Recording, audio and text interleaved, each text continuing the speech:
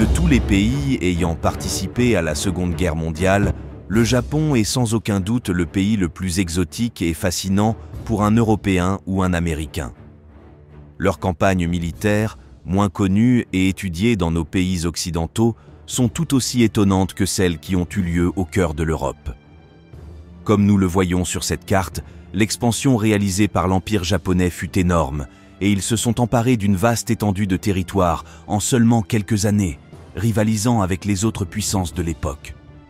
Cependant, malgré tout cela, l'armée japonaise n'a pratiquement rien pu faire pour arrêter les Américains, et, de manière similaire à l'Allemagne, ils ont été complètement anéantis par les Alliés. Dans ce programme, nous allons analyser les principales raisons pour lesquelles le Japon a été vaincu pendant la Seconde Guerre mondiale, en incluant également leurs plus grandes erreurs. Tout d'abord, l'erreur numéro 1 commise par les Japonais fut paradoxalement leur premier acte de guerre à la fin de 1941, avec leur attaque sur Pearl Harbor, où ils visaient à détruire la flotte américaine qui y était amarrée. Comme vous le savez, dans la guerre du Pacifique, le navire le plus important de la flotte était sans aucun doute le porte-avions, qui imposait la domination aérienne navale dans les combats. L'erreur des Japonais fut de ne pas se rendre compte que les porte-avions américains ne se trouvaient pas à Pearl Harbor lorsqu'ils ont lancé leur attaque. Bien qu'ils aient découlé de nombreux navires, ces pertes n'ont pas été significatives pour réduire la puissance navale américaine. Cette erreur a eu pour conséquence première l'entrée des États-Unis dans la guerre sans que leur force navale soit significativement endommagée, et la nécessité pour le Japon de couler définitivement ses porte-avions, ce qui a conduit à l'une de leurs plus grandes défaites de la guerre. De nombreux hauts officiers japonais ont compris qu'il avait réveillé un lion endormi sans lui avoir infligé de pertes importantes. La plupart des analyses effectuées après la guerre indiquent que le conflit entre le Japon et les États-Unis était pratiquement inévitable. Ainsi, ce que le Japon visait dans cette attaque était de neutraliser la flotte américaine le plus longtemps possible pendant qu'il lançait une grande offensive en Asie du Sud-Est, ce qui leur a permis de conquérir beaucoup de territoires. Cependant, en raison de cette première erreur, les Américains étaient prêts à combattre bien plus tôt que les Japonais ne l'avaient souhaité, et après la bataille de Midway, la balance a toujours penché en faveur des Américains. Il faut également mentionner dans cette première partie du programme que le Japon n'a jamais eu de plan à moyen ou court terme, et que tout ce qu'il a fait a été le fruit d'une improvisation continue. Le deuxième facteur que nous voulons évaluer dans ce programme est un aspect que son allié allemand a également souffert pendant la Seconde Guerre mondiale. Il s'agit de la guerre sur plusieurs fronts qui les a empêchés de se concentrer sur un seul d'entre eux. Comme nous venons de l'indiquer, la majeure partie de l'armée japonaise combattait en Chine et en Asie du Sud-Est et n'a jamais pu se concentrer sur le Pacifique où elle affrontait les États-Unis. Ainsi, le Japon n'a eu d'autre choix que d'étendre ses maigres ressources sur une grande étendue de territoire, incluant des centaines d'îles dans l'océan Pacifique. Cela comportait la difficulté supplémentaire de devoir approvisionner une grande partie de ses troupes par voie maritime, ce qui les rendait assez vulnérables. À cela, il faut ajouter un manque de carburant encore plus grand que celui de l'Allemagne ou de l'Italie et un système logistique déplorable. Tous ces facteurs ont généré un cercle vicieux négatif qui n'a fait que s'aggraver tout au long du conflit et qui se résume comme suit. Premièrement, des ressources naturelles limitées et une faible production industrielle. À cela s'ajoute un nombre énorme de fronts ouverts et la nécessité de les approvisionner tous avec des quantités croissantes de matériel.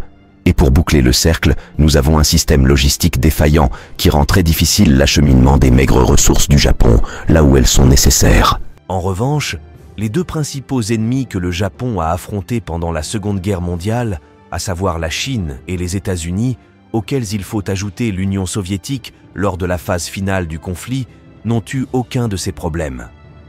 Bien que les Chinois ne disposaient pas de beaucoup de matériel de guerre et que celui-ci ne se distinguait pas par sa qualité, ils pouvaient se permettre de subir de lourdes pertes et d'exercer une pression continue sur les Japonais à travers leur vaste territoire.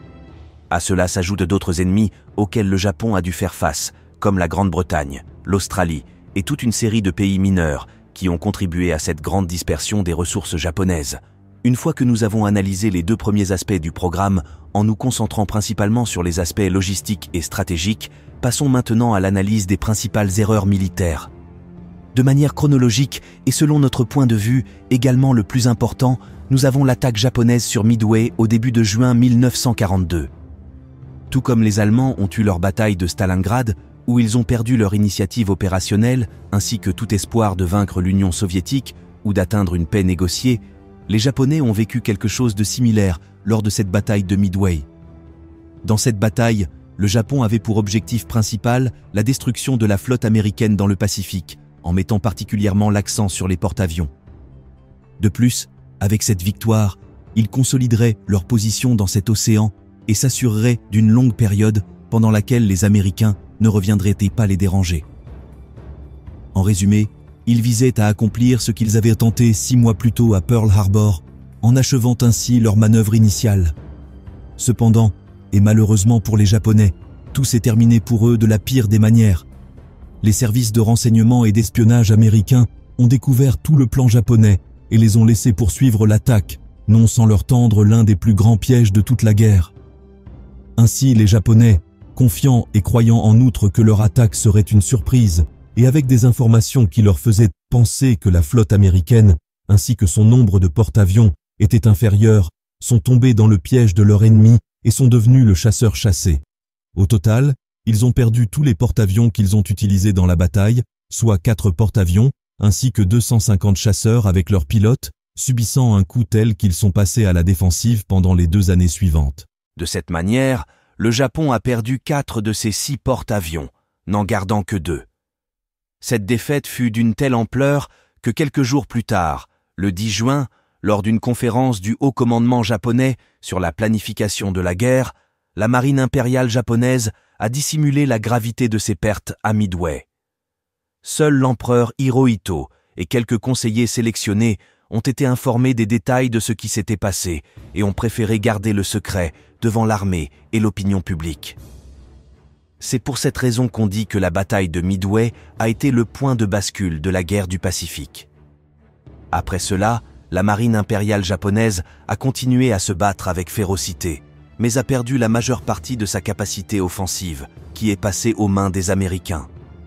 Voyons maintenant l'autre grande défaite japonaise pendant la guerre, à partir de laquelle a commencé le déclin final de l'Empire du Soleil Levant, dont les capitales ont été totalement dévastées. Nous parlons de la bataille de la mer des Philippines, qui a eu lieu pendant l'été 1944. Cette bataille, qui n'a duré que quelques heures, du 19 juin au lendemain de 1944, a été le coup de grâce pour la marine de guerre japonaise. Avant d'analyser ce qui s'est passé là-bas, voyons d'abord le bilan des pertes pour nous donner une idée de l'ampleur des pertes japonaises à 1 an de la fin de la guerre.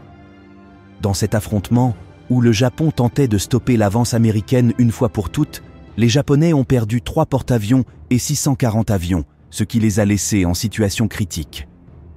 Une fois de plus, les services de renseignement américains avaient décrypté le plan japonais et anticipé la plupart des mouvements de leur ennemi.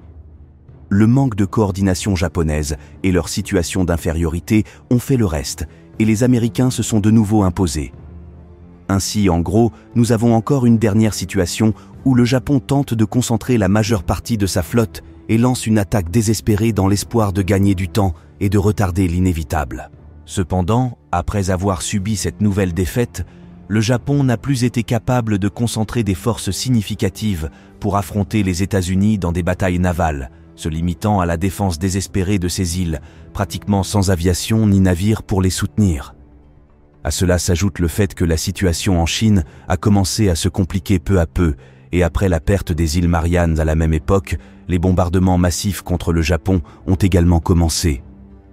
Bien qu'il y ait évidemment d'autres facteurs, ce sont en gros les erreurs stratégiques et militaires, ainsi que les caractéristiques industrielles et logistiques qui ont conduit à l'effondrement progressif de l'Empire japonais à partir de l'été 1942. Eh bien, qu'avez-vous pensé de ce programme ? Connaissez-vous un autre facteur important qui a été déterminant dans la défaite japonaise, comme par exemple le manque de coordination avec leurs alliés ?